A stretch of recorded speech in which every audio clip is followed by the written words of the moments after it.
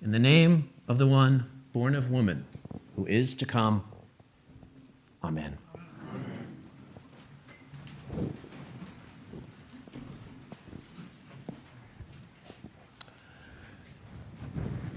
She is a witness to violence, poverty, and corruption, to conversion, transformation, and rebirth, to goodness, beauty, and truth.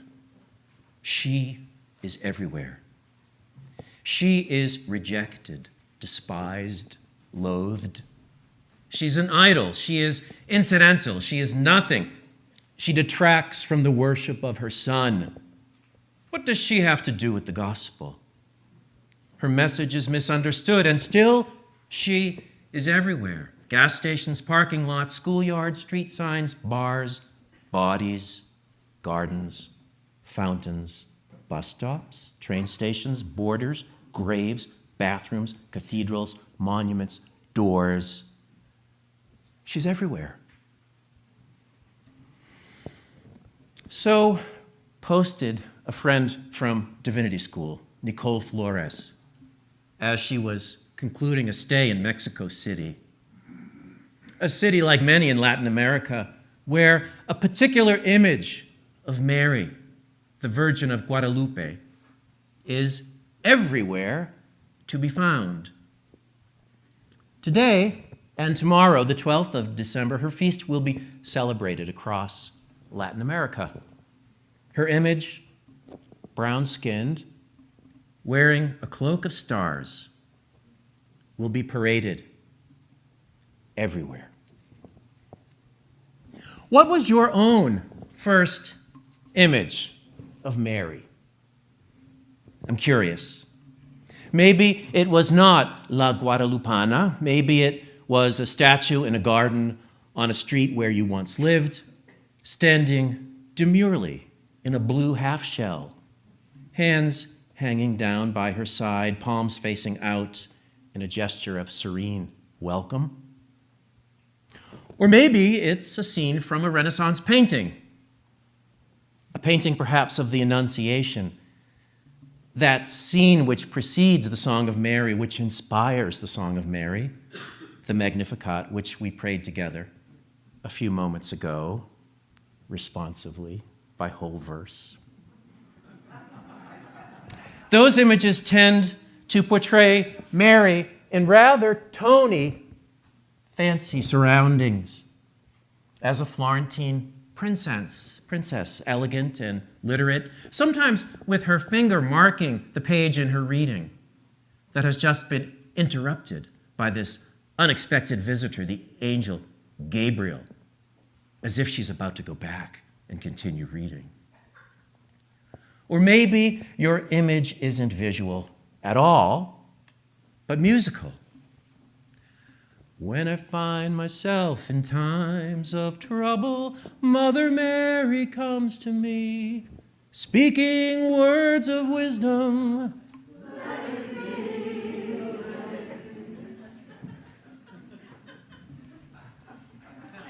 My own first image of Mary is a pretty common one. Like many children raised in the 70s in the Roman Church, I had a mother who once kept a statue of the Virgin Mary on her bedroom dresser.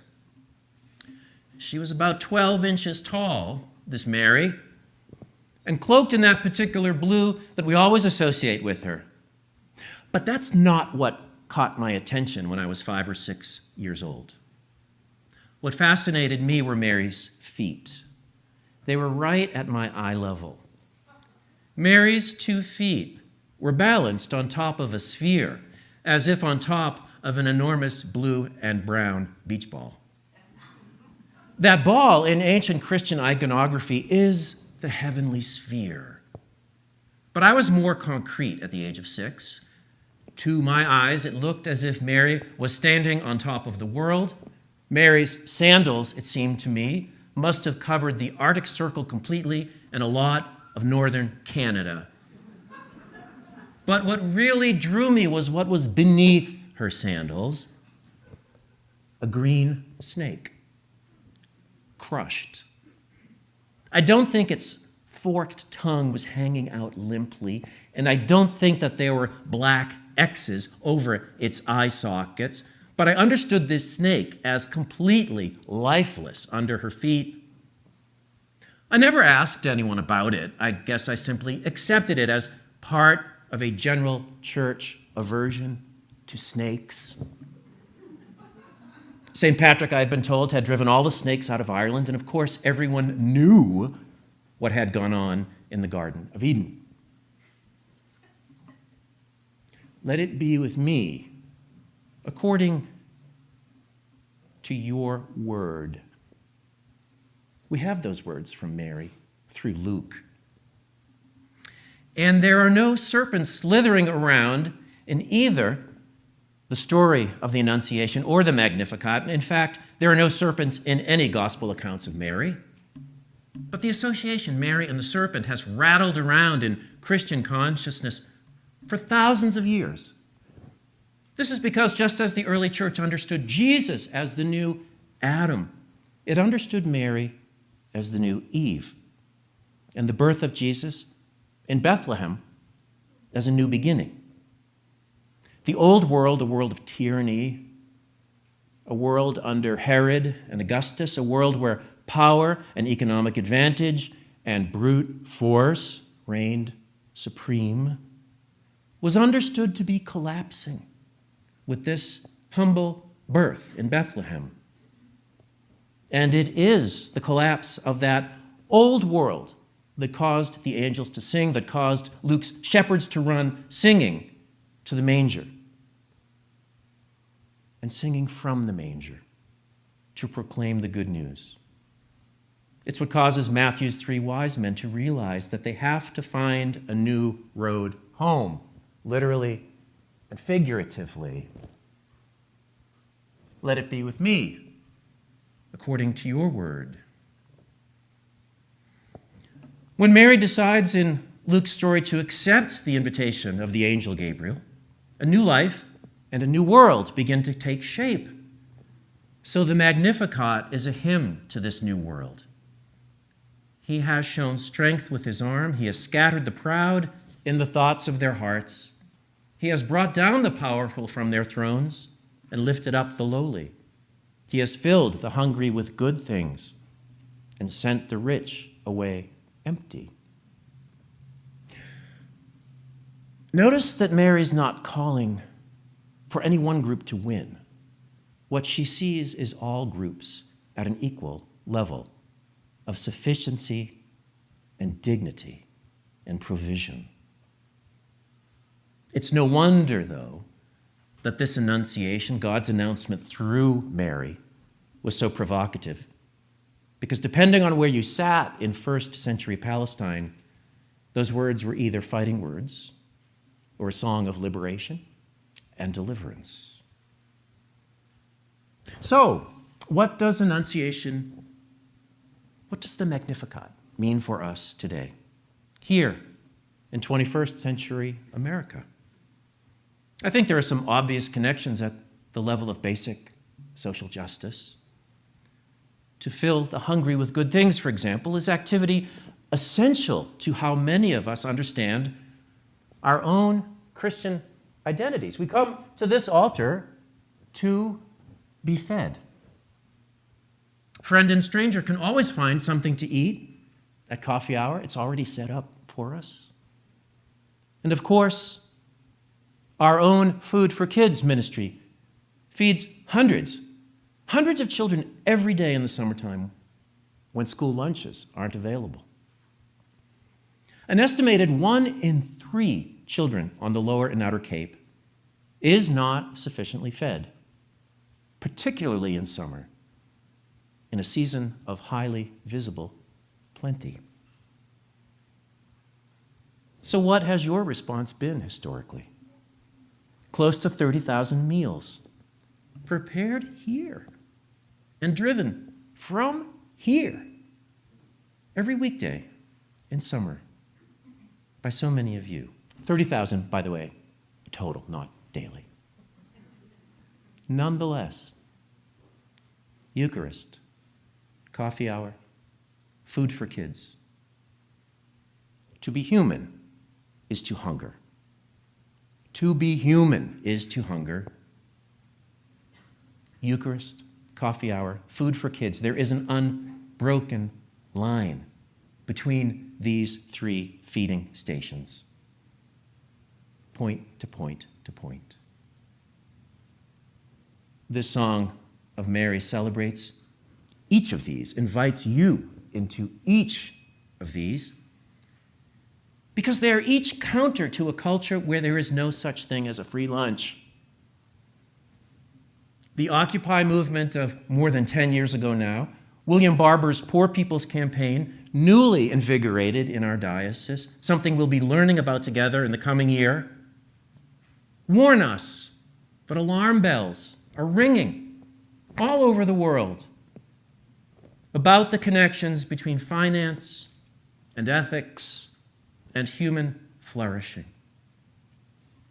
Finance, ethics, human flourishing, power, economic advantage,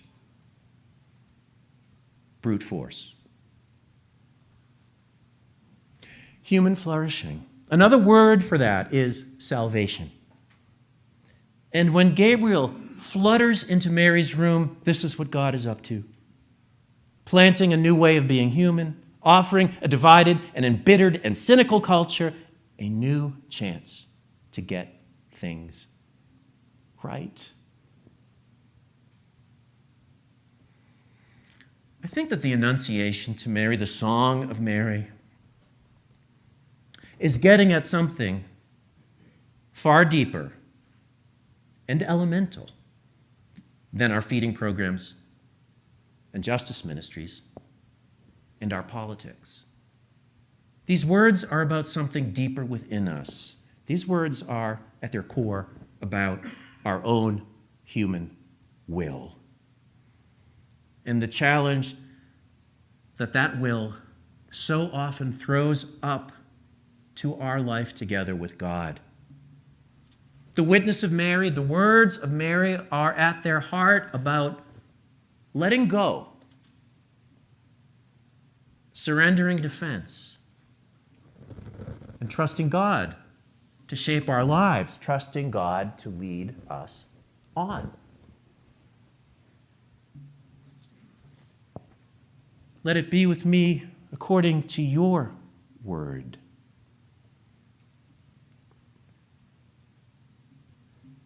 It seems to me that those words are at the crux of the connection between Adam and Eve in an old world and Jesus and Mary and ourselves in a new one.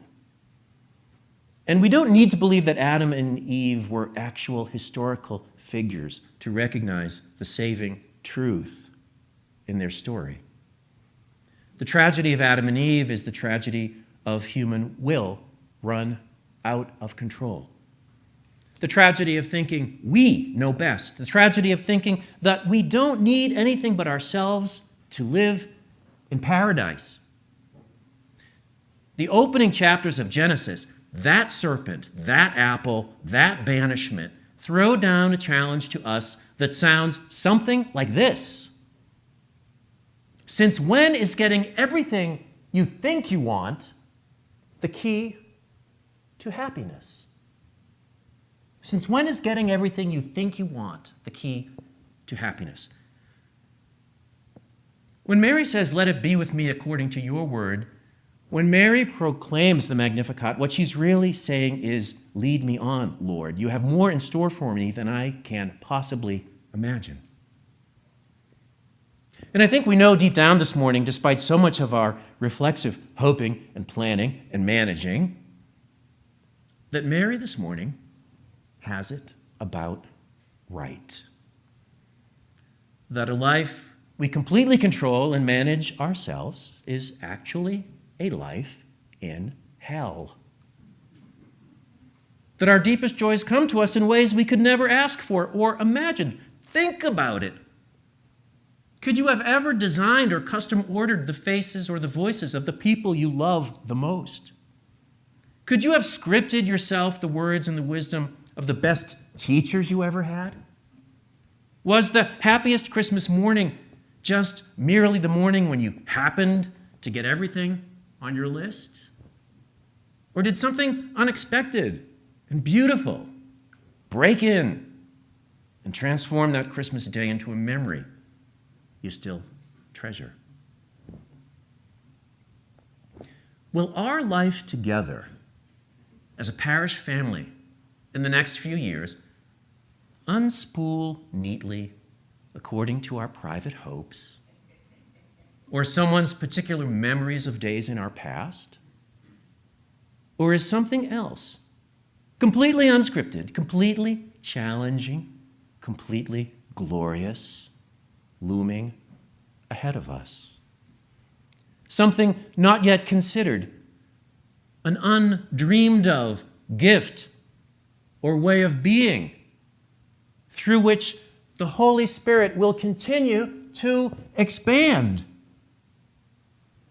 in its work here on the Lower Cape. Let it be with me according to your word. The faith of Mary is a faith that has no interest in bending the world to one's own personal control.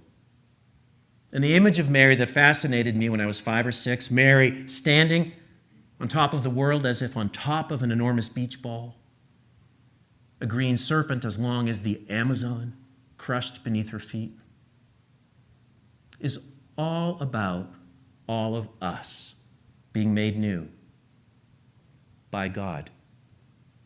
Jesus and Mary replacing Adam and Eve. And the Annunciation signals that replacement. This is where joy is found. It's why we've lit this pink candle this morning. The joy candle. Faith, mutuality, and receptivity at last replace worried striving, isolated independence, and the restless will to have it all our own damned way. We belong together. We belong to God. And God is with us. The best news of all. I guess there's a case to be made by someone that Mary is a passive player, a vessel. My friend Nicole, in her reflection on the Guadalupana, writes that she is manipulated for the narrow self-interest of many. She is misappropriated to defend exclusion and condemnation. In her apparent meekness, she is deployed as a weapon against willful women. But it seems to me this morning that it takes quite a bit of steel to say what Mary says. Thank God I'm not alone in any of this. Thank God it's not by my will alone. Let it be with me according to your word. When I hear those words, I still see a porcelain Mary on top of the world. Her sandals cover the Arctic Circle and most of northern Canada. A snake as long as the Amazon lies crushed under her feet with black X's where his eyes should be, and a dead, limp, forked tongue. She is a witness to violence, poverty, and corruption, to conversion, transformation, and rebirth, to goodness, beauty, and truth. She's everywhere. Let it be with me according to your word. With those words, we are allowed to let go of something. We loosen our grasp, and an old, weary world begins anew.